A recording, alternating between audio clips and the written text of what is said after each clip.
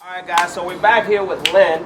All right, so Lynn, to kind of pick up where we left off from the last segment, so you purchased a pre-existing store, correct? Yes. All right, so what are some things that you should consider before purchasing a pre-existing business? Look and see if it is going to be a profitable adventure or not. Okay. Check the books. Check your cost of what it's going to cost to get it running. Okay. Can you liquidate, and especially an existing, can I liquidate and get a lot of my investment back? We should put this one I pretty much could. Okay. I'll be close. And really take a hard look at, the competition levels in the area, the location. A lot of that goes involved in it, and you really need to do your homework a little bit. And especially if there's something new like this, is learning about the health regulations, the federal regulations that deal with tanning, and all that kind of stuff. So. A lot of the industry regulations. Yeah, exactly. Oh man, is there anything that came up that that you didn't foresee as far as those regulations? Some of the federal stuff, and everything from signage to taxes, filed with the IRS every quarter with those as far as for tanning. Okay. So it's a total different thing. Some tanning things aren't actually taxable. Yeah. For like sales tax, for example, you don't have to do sales tax on spray tanning. Oh, okay. Wow. Yeah. But you do on the regular tanning.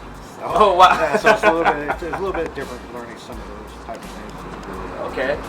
So if somebody went to go at it like you did, is purchasing a pre-existing business, how much can they expect to have to invest as far as the initial investment? It really depends on the type of business you're running and what kind of actual physical inventory they have, and whether it's basically like if it's a virtual website, it's totally different than having, a bunch of equipment. And because of course they're trying to make some of their money back.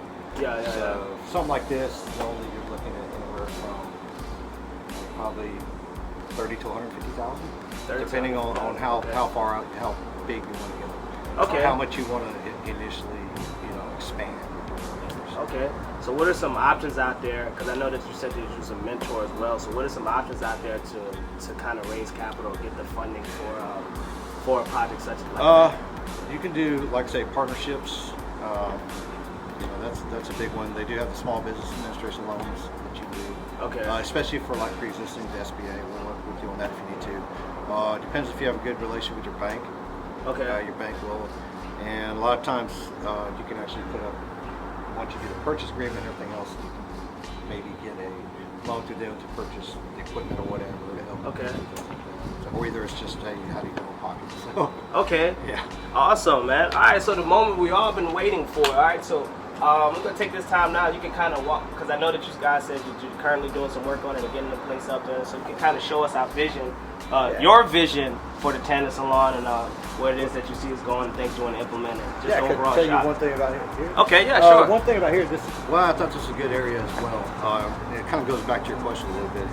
This is the historic part of Thompson, so it's really been growing. We've had 2 to 3 new stores here probably within the last month open up. Okay. So it seems as COVID's going down, it's building back up. There is one other tanning salon in the city, and they're all the way on the other end of the city. So that was one good thing about was location. So that's kind of the important thing I kind of missed on talking to is location. Yeah. I want an end unit, which I like. It's not in the middle, so it's lost. It's closer to the street. Okay. And we have a sign out front, which we've got to put up, which is inside. I can show you that. That's the Okay. Awesome. Yeah. All right. So we still got to do a little work around repaint all this and do all this doors. Okay. So a little bit about the place when we first came in here, it was kind of, really dark. Okay. We had lime green, grays, just all different kinds of different colors, dark color. So we decided it's called Paradise Tanning. Let's try and brighten it up a little bit, bring in a little bit of the beach vibe type deal. So we went primarily with this blue and this white that you see. Okay. So trying to brighten up some of the stuff we haven't been able to really do in here. And I'll show you why, like some of the pegboard. So we're trying to utilize the stuff that we do have in the space. So this will be our actually store shirts will be for sale right here. So we did all that, and we're coming in here, we're cleaning everything. We've got the merchandise racks up. We tried to break it up. At one time, this was like an old jewelry clothing store. Okay. And so a lot of this was pre-existing when the prior owner moved in here. So we tried to break it up a little bit. We busted out a panel here. The problem with this was there's all kinds of textures too. It's concrete, sheet rock, just everything. And for expense wise and to try and get open in a reasonable amount of time, we skipped some of that, but we tried to break this up. And we've got a nice mirror that we have right here that's covering that with the table right below here. Okay. So that'll cover a lot of that and break up a little bit between some of the lotions and some of the other merchandise. Okay. So we had to go through and break out the beds. Yeah. So we're still working. We still got to do stuff with the floor, but we've been going through, taking apart, deep cleaning them, inventorying, and checking all the bulbs, everything like that. Just the maintenance stuff on everything to make sure we're up and running 100% when we get ready to go. Now this is my wife used to be an avid tanner, and I always wonder what it looks like when she goes in there, because I never saw one up in I can actually kick one off for you. Yeah? If I can remember how to work the thing. Yeah. My wife usually knows this stuff. She's going to be running it. So yeah. if I remember how to turn it on, I can turn it on. Give me a little tan going on. Yeah, so, I picked this up. She didn't really like that, but I was like, well, hey, you picking everything else. I get to pick at least a little something beachy. It's a little skateboard. Beach vibe. I got it right down here. It's a little boutique store. So. Okay. Yeah, so these are the same thing. Some of the 10 beds. This was got a little mess. So we're in the process of breaking this one down and cleaning it out. And we're going with these little mats and little rings we got glued just to bring in the bright colors a little bit more. I do feel gorgeous. We have our stand-up tanning beds. These are our two of these. I can maybe power down and show you the lights if you want to see. Okay. Yeah. This is. You said this is the same thing. Stand-up tanning beds. Yeah. Okay. Yeah. Oh, awesome. Yeah. This is another one, and this is the one that actually I might be able to turn on for you because we finished this one, kind of getting it ready. But, all right. So coming through here, a lot of this stuff, the way the walls are made, and as you see, a wall was taken down here to break this area up to make it a little bigger because we're actually going to put some clothing racks right there. As you see, old bulbs, bad bulbs, you can tell the difference. This is how you know when they're bad. Yeah. Okay.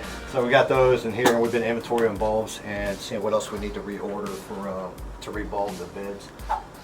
This right here will be a spray tanning booth. It's going to go right in here. Okay. So this is where we'll be able to do spray tans. All right, then. Get my Donald Trump on. Yeah. And then you see, I got a door here. I had to get a door. I put that up still. So right through here, this is one of the revenue spent. That was one, and this is the other revenue deal. It's still getting set up, but we'll shut the door, and it'll be appointment only. Like I say, usually in the later hours of the day on certain days by appointment only. But this will be where I have a certified massage therapist that I've already worked to deal with. So I should be coming in here by appointments doing massages as well. Okay. And then lastly, we have here's another one. Just to kind of the other one's kind of just the same. Yeah. So how many beds were there? Okay, so there were 8 beds, but we pulled out this bed, and it was kind of a small bed. Yeah. And going through and that's another thing, going through the records, what we looked at the usage. Okay. When we were purchasing this, the bed that was in there was kind of small and really wasn't used much at all.